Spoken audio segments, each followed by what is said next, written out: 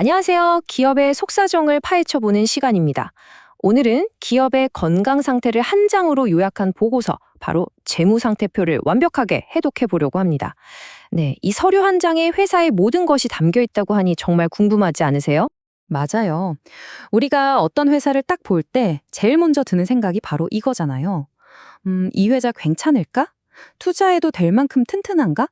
바로 그 질문에 대한 답을 오늘 저희와 함께 찾아가 보는 겁니다.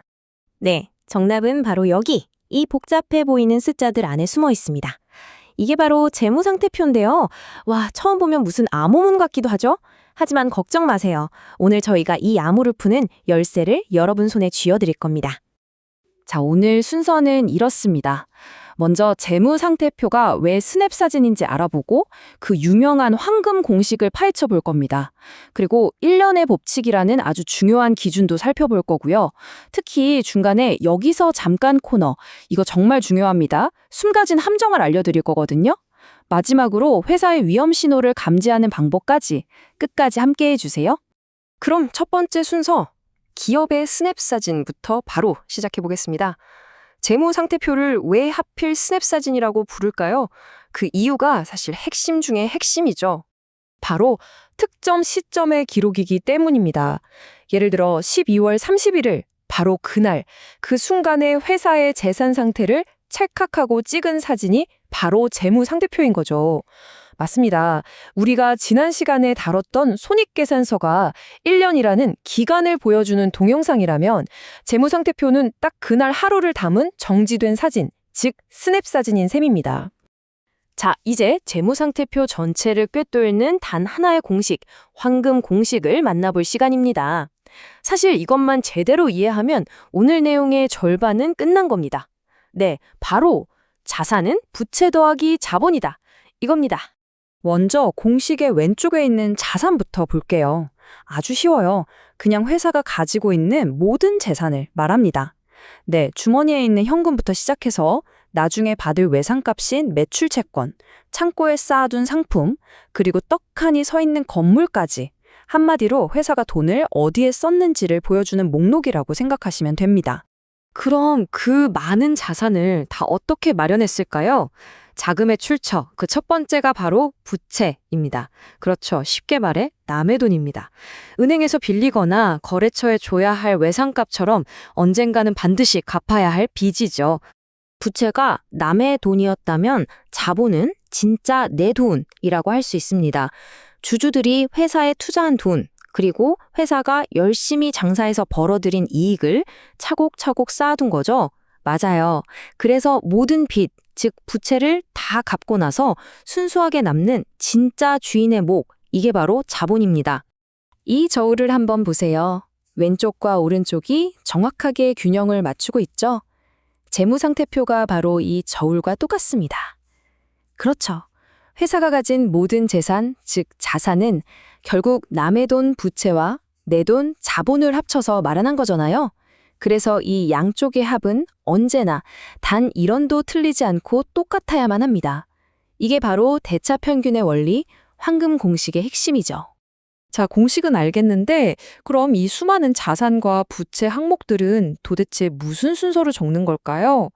여기에도 아주 중요한 규칙, 1년의 법칙이 숨어 있습니다. 그 규칙은 바로 현금으로 바꾸는 속도입니다.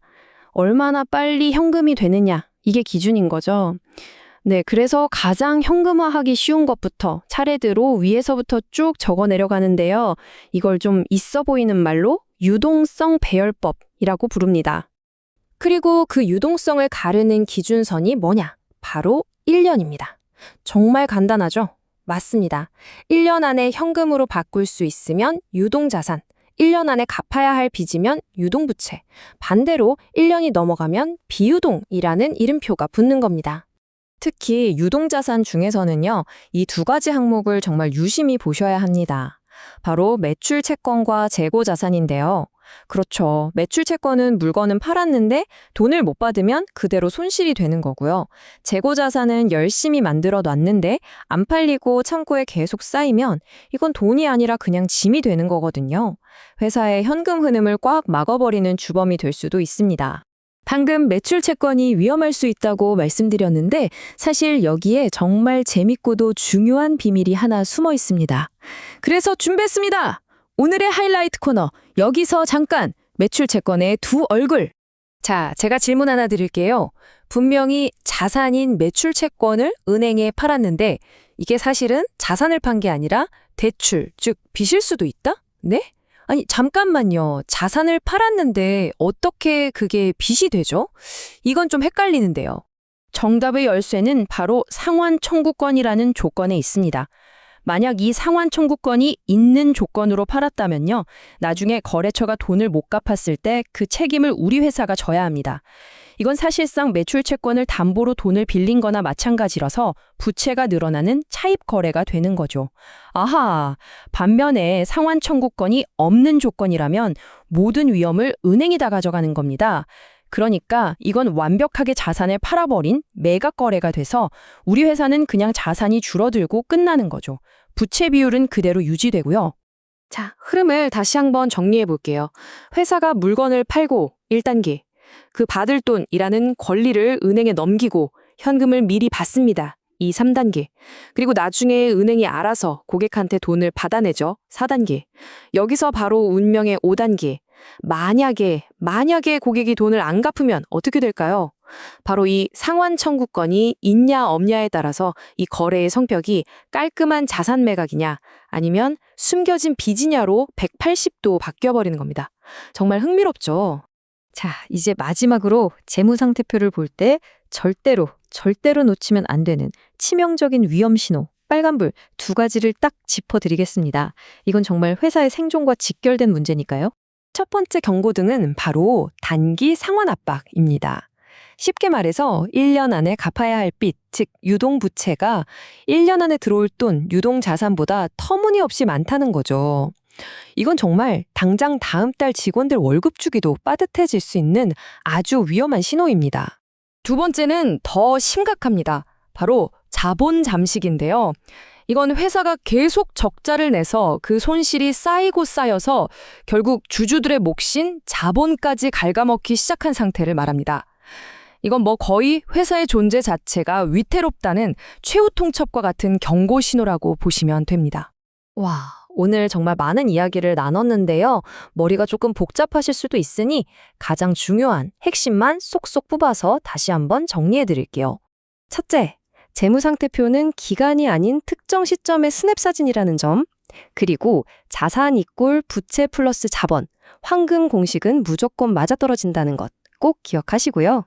네, 그리고 1년이라는 기준으로 유동과 비유동이 나뉜다는 것, 특히 리스크가 큰 매출 채권과 재고 자산은 꼭 확인해야 합니다.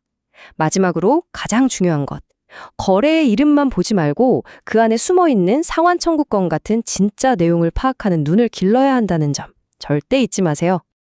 오늘 우리는 재무상태표라는 한 장의 사진을 통해 기업의 현재를 속속들이 진단하는 법을 배웠습니다. 그런데 여기서 마지막 질문 하나를 던지고 싶습니다. 과연 이 재무상태표는 단순히 지나간 과거를 기록한 것에 불과할까요? 아니면 이 숫자들 속에서 기업의 미래까지 비춰볼 수 있는 거울일까요? 여러분의 생각은 어떠신가요?